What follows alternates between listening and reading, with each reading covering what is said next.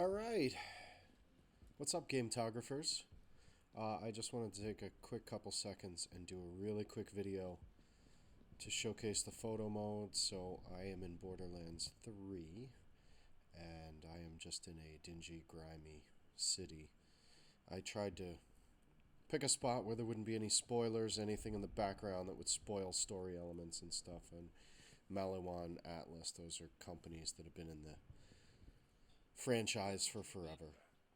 So, yeah, like I said, I'm trying not to spoil any story things for you. There was another better spot that I wanted to take some pictures in, but huge spoilers there with characters and things. So, I won't do that to you guys. So, PC, you can go out to the pause menu and click photo mode, or you can hotkey it. The default key is P.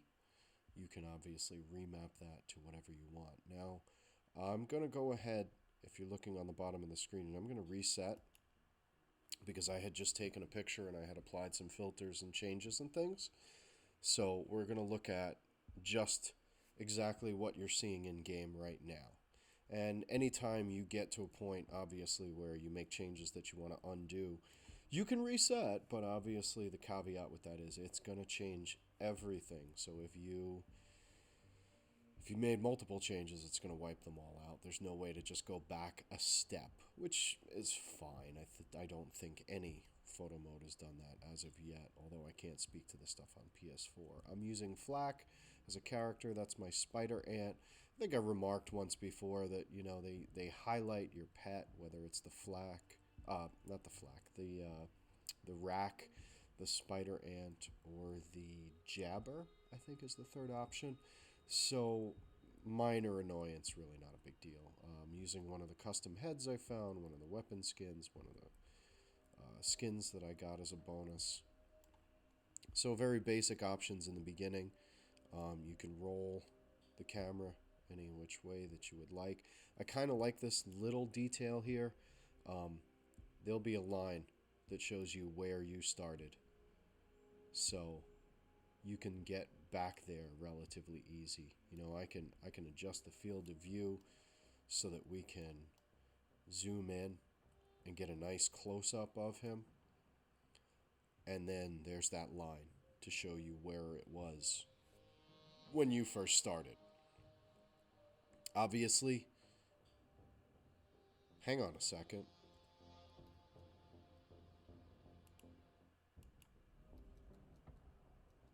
I don't know what toggle pause does.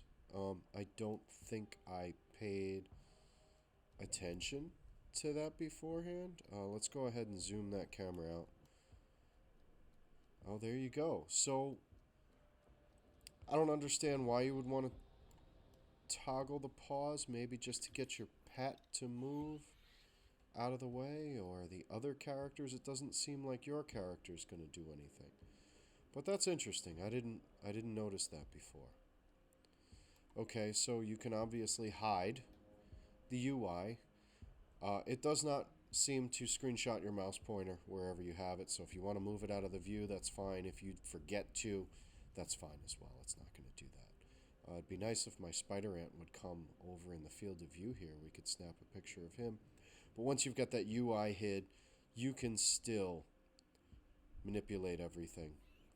And spacebar grabs your shot, you get that little pop-up. And if you're rapidly taking shots, I know on some Ubisoft games, it would capture that little notification in the corner that said screenshot taken. This does not do that. No matter how many times you push the button in rapid succession, you're not going to get any of the pop-ups in there. They did it right, as far as I can see. So your focus, I love depth of field. I do not have a handle on this one. It just escapes me.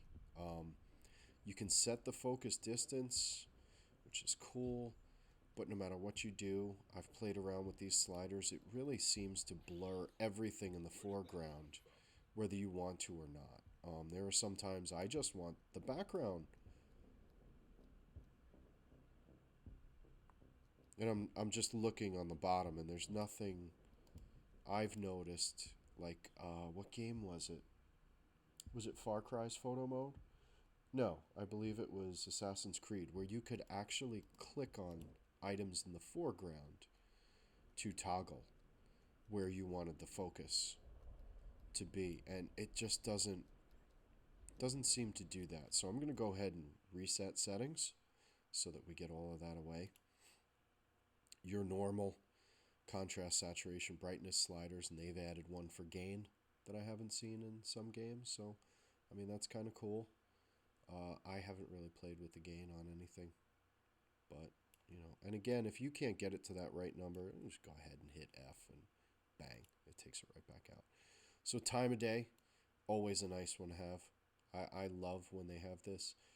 I don't seem to be able to get the J.J. Abrams effects in Borderlands that I was in other games. So, it's fine if you like it, if you don't like it. So, this is interesting.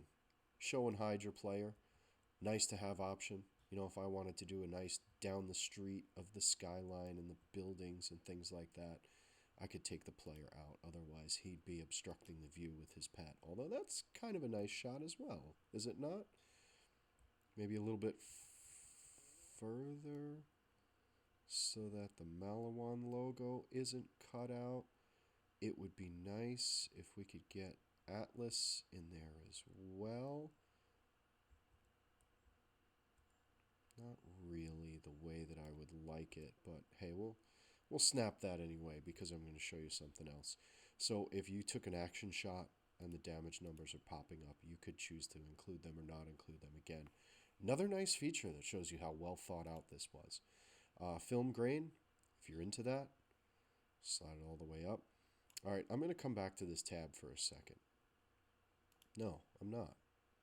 I'm just going to go back here. I already mentioned this, field of view. Yeah, see this? There we go. Now we've got a little bit better. I like that a little bit more. We're going to keep that one. Sorry. All right, film grain and filters. So hashtag no filter. I think you can deduce what that means. You can go in either direction here, however you want to scroll through them. There are a lot of options, and I really appreciate that. I do tweak filters to the way that I like them, so I appreciate very much that they included this filter intensity slider so that you don't have to have it all the way on if you don't want to, if you want shades of it, if you want to blend. Love that. But I love filters. I love to see what the developers include in the photo modes with filters because it gives you a cool base, and then you can tweak the lighting and the settings as you want after you've applied that filter. So let's just scroll through them and I'll shut up. Sorry, I'm rambling on. Jacob's Authentic, I love this one. It gives you a really cool sepia tone. I like it. I'm going to save that one just because I'm a goofball. Sex Wash, yeah, okay. You know, uh, this would be one for Lem. What's up, Lem? Not because of the name, but because I know he likes oh gosh, I'm drawing a blank. He likes the saturation. Thank you. My brain isn't working today. You know what? I'm gonna hold on. I'm gonna save that one too. We're gonna call that hashtag Lem likes sex wash. No, I'm just kidding. So we also have Art House, black and white fans. There's a couple different ones for those in there, and some really cool negative effects that we'll get to. Cinematic, another lighting effect. I mean, you can see how some of them are different, just the different shading. Again, like I said, I love these. I appreciate these, especially in a game like Borderlands, where time of day and setting really messes with the pictures you want to take more so than I feel it does in other games like Assassin's Creed Odyssey and Far Cry and stuff. So it's nice to have some of these to see what things would look like before you start tweaking them. And like I said, you've got that filter intensity slider. So this would be basically not having anything. And then you can make that as intense as you want. So let's go back to Art House, where you can see the color start to bleed back in. I love that. Like I like to see where I can find that border where there's just the faintest amount of color left but mostly black and white bleeds in. You know what I'm saying? And that could be with any filter. So we're going to slide that back up so we can keep going through these. Like I said, I'm rambling again. Moody just puts a very muted tone on it. No Rest, I absolutely love. I think it's called that because it really kind of captures the aesthetic of Borderlands, the franchise, and I think mostly the first game, which No Rest for the Wicked was the song in that game, if you're a fan of the franchise. This one, this filter I've used a couple times, and it just really, yeah, it captures a specific tone, and it does well for, like I said, the franchise. I mean, I don't know that I like it. I really don't like it for this shot, but there are some where it really shines. Cyanoscope, you know, you get somewhere this is a blue, even though this is a bad representation of it where I'm standing right now. Gives a bluish hint. Drowned. Well, no, cyan would not be blue. It would be more pink, right? And then the drowned would be the bluish tint. Meaty is another LEM filter. It takes that saturation and cranks it a little bit, but it does it differently. It doesn't give that glossy feel that the Sex Wash one had with its saturation turned up. Negaton, I mean, you look at this and it looks horrible. But again, you know, depending on what you're trying to capture, you know, we could probably do some zoom. You know, if for whatever reason you wanted to get this shot, it looks slightly better than that other one did that I had before, wherever the camera was. You know, so again, you know, it probably not going to be one of your go-tos, but it has its uses. Low light, and the name says it all. Acid Funk, there's two of these that I really like. If you look at my character, you don't really see it on the front, but you get some of it on the back. There's these neon colors, but there's also like a black light effect where certain colors shine differently than they normally would. And again, same thing. Are you going to use this as your go-to filter? Of course not. But every once in a while, something pops. So I like scrolling through these, even if I don't intend to use them in a shot. Predatory is the one I have the most problems with. This is the Predator vision from the movies. I really haven't found hardly anything that looks good with this filter. Even if you try and bring out that border effect where it gets to, maybe that doesn't look as bad, but it's just a very hard one to find something worth capturing with that full slider turned all the way up. I mean, like I said, you know, if you're going for a Blade Runner comic feel, maybe you could slide this down and mute the colors and accentuate the lines. But yeah, that's definitely one that I don't really use. Dark Star, another variation of lighting. Toxin, I actually like this one better than the Predator one because it seems to retain some of the colors and the shapes while still, you know, giving you don't lose as much visual fidelity.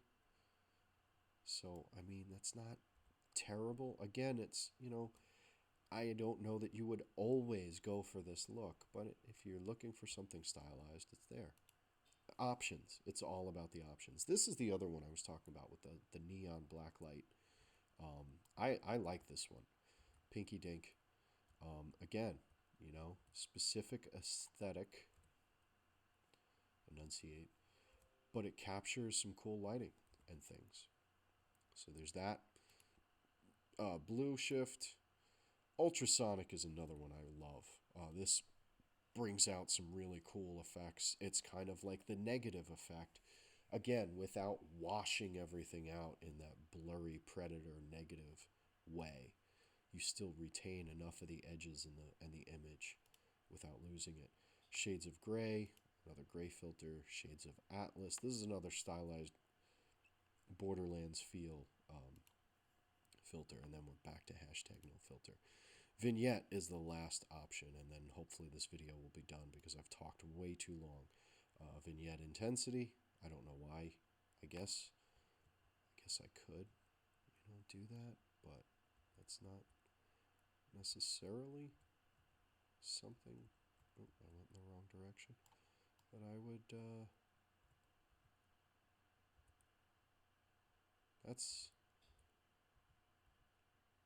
kind of want to get him on the Melon crate there, but it's tough to get it. I guess that's it. That's interesting, but I don't know that I would spotlight like that. And then you could feather the vignette. So if we wanted to really just get him and the crates, we could feather that. This would be where it was initially, and then we could feather it to. Hey, that would be like a reverse vignette. Don't know that I would use that. But it all depends on the shot you're trying to capture. So that's it. That's the photo mode and all of the options. I'm wondering if they're going to include some more eventually. Who knows? I guess we'll just have to see. But pretty cool. So hopefully you guys enjoy it when it comes to console, because I can't wait to see what you create with it. Have a great one, guys. Take it easy.